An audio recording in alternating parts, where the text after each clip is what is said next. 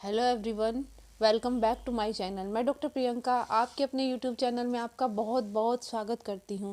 तो आज हम विंटर में होने वाली कॉमन प्रॉब्लम चिलब्लेंस यानी कि आपके विंटर सीजन में जब बहुत ज़्यादा विंटर सीजन आती है, बहुत ज़्यादा ठंड पड़ती है तो हाथ और पैरों की उंगलियां सूज जाती हैं और वहाँ पर रेडनेस देखने को मिलती है, इचिंग सेंसेशन देखने को मिलता है और अल्सरेशन देखने को मिलता है। तो आज हम चिलब्लेंस के बारे में बात करेंगे और उसकी होम्योपैथिक मेडिसिन के बारे में बात करेंगे कि कौन सी होम्योपैथिक मेडिसिन आप अपने चिलब्लेंस की प्रॉब्लम यानी कि हाथ और पैरों की उंगलियों में सूजन की प्रॉब्लम में यूज कर सकते हैं। तो अगर आप मेरे चैनल पे नए हैं, मेरा वीडियो पहली बार देख रहे हैं तो please subscribe to my channel. तो जो चिलब्लेंस की प्रॉब्लम होती है ये फीमेल्स में ज़्यादातर देखने को मिलती है जिनकी स्किन बहुत ही ज़्यादा सेंसिटिव होती है।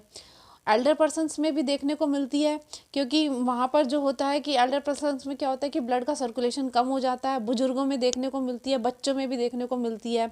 तो होता क्या है कि जब आप विंटर सीजन में बाहर जाते हैं तो जो हाथ और पैरों की एक्सट्रीमिटीज़ होती है, जो एंड पॉइंट्स होते हैं, उनमें ब्लड का सर्कुलेशन प्रॉपर तरीके से नहीं हो पाता है क्योंकि वहाँ ब्लड वेसल्स सिकुड़ जाती हैं और सिकुड़ जाने की वजह से ब्लड का सर्कुलेशन है वो प्रॉपर तरीके से नहीं हो पाता। और जब ब्लड का सर्कुलेशन प्रॉपर तरीके से नहीं हो पाता तो वहाँ पर ऑक्सीजन की सप्लाई भी कम हो जाती है और वहाँ का जो एरिया होता है वो हल्का ब्लूइश हो जाता है और कभी कभी वाइटिश भी हो जाता है। तो इसके क्या क्या सिम्टम्स देखने को मिलते हैं चिलब्लेंस में? यही एक्सटर्नली स्वेलिंग दिखाई देती है, हाथ और पैरों की उंगलियों में सूजन दिखाई देती है, रेडनेस दिखाई देती है, इचिंग दिखाई देती है, खुजली दिखाई देती है और कभी कभी निडल चुभने जैसा पेन भी दिखाई देता है।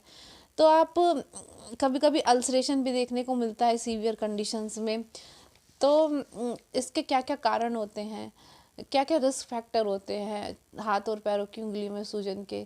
तो सबसे पहले अगर आपको लंबे समय से डायबिटीज़ रह रही है यानी कि आपको डायबिटीज़ की प्रॉब्लम है तो आपके हाथ और पैरों की उंगलियों में सूजन देखने को मिल सकती है। दूसरा, अगर आप स्मोकिंग करते हैं, स्मोकिंग में पेरिफेरल सर्कुलेशन कम हो जाता है जिसकी वजह से हाथ और पैरों की उंगलियों में चिलब्लेंस की प्रॉब्लम देखने को मिल सकती है। अगर आप एनीमिक है यानी कि आयरन की डिफिशियंसी है तो भी हाथ और पैरों की उंगलियों में सूजन देखने को मिल सकती है।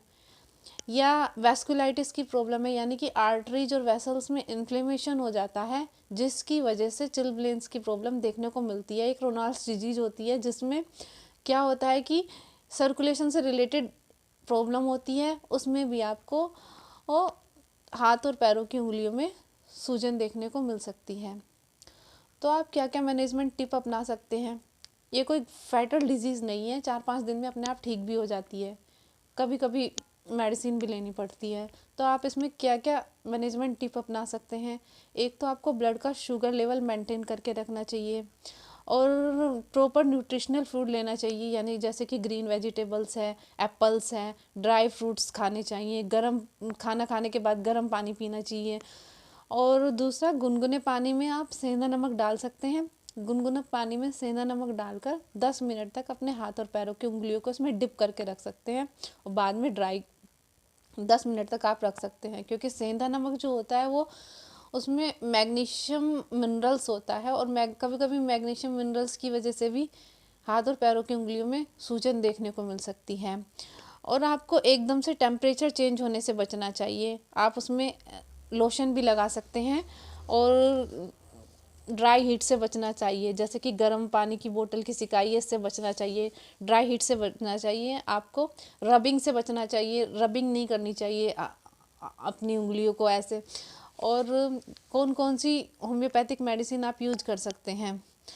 तो एक तो मेरी फर्स्ट होम्योपैथिक मेडिसिन है अगैरिकस, अगैरिकस 30 आपके सब सिम्टम्स को कवर करती है। अगर आपके हाथ और पैरों की उंगलियों में रेडनेस देखने को मिल रही है, इचिंग सेंसेशन देखने को मिल रहा है, स्वेलिंग देखने को मिल रही है, तो ये सारे सिम्टम कवर करती है। आप अगैरिकस 30 की 2 बूंद सुबह शाम ले सकते हैं। दूसरी जो इसमें मेडिसिन है, आप अपने सिम्टम से मैच करके ही मेडिसिन लीजिए। तो अगर आपका सिम्टम उस मेडिसिन के साथ मैच करता है तो आप उस मेडिसिन को सेलेक्ट कर सकते हैं। मेडिसिन अपने सिम्टम बेसिस पे ही लीजिए। दूसरी होम्योपैथिक मेडिसिन है पेट्रोलियम 30। आप पेट्रोलियम 30 की अगर वहाँ पर आपके हाथ और पैरों में फायर लाइक सेंसेशन देखने को मिल रहा है, चिलब्लेंस की प्रॉब्लम तो है ही, बर्निंग की प्रॉब्लम है, इचिंग की प्रॉब्लम है, साथ ही में वहाँ पर सीवियर पेन हो रहा है और आपको उंगली सीधी करने में भी प्रॉब्लम हो रही है। तो आप पेट्रोलियम 30 की 2 ड्रॉप खाना खाने से पहले सुबह शाम ले सकते हैं। तीसरा मेडिसिन है अगर रस्टॉक्स 30। अगर आपको हाथ और पैरों की उंगलियों में ऐसा महसूस हो रहा है, ऐसा सेंसेशन फील हो रहा है जैसे कि चींटी चल रही है, यानी कि फॉर्मिकेशन फील हो रहा है, तो आप रस्टॉक्स 30 की 2 बूंद सुबह शाम ले सकते हैं। जब आपकी ये प्रॉब्लम ख़त्म हो जाए तो आप मेडिसिन बंद कर दीजिए। आप तब तक मेडिसिन लीजिए जब तक आपको ये प्रॉब्लम है। जैसे ही आपको प्रॉब्लम ख़त्म होती है आप मेडिसिन बंद कर दीजिए।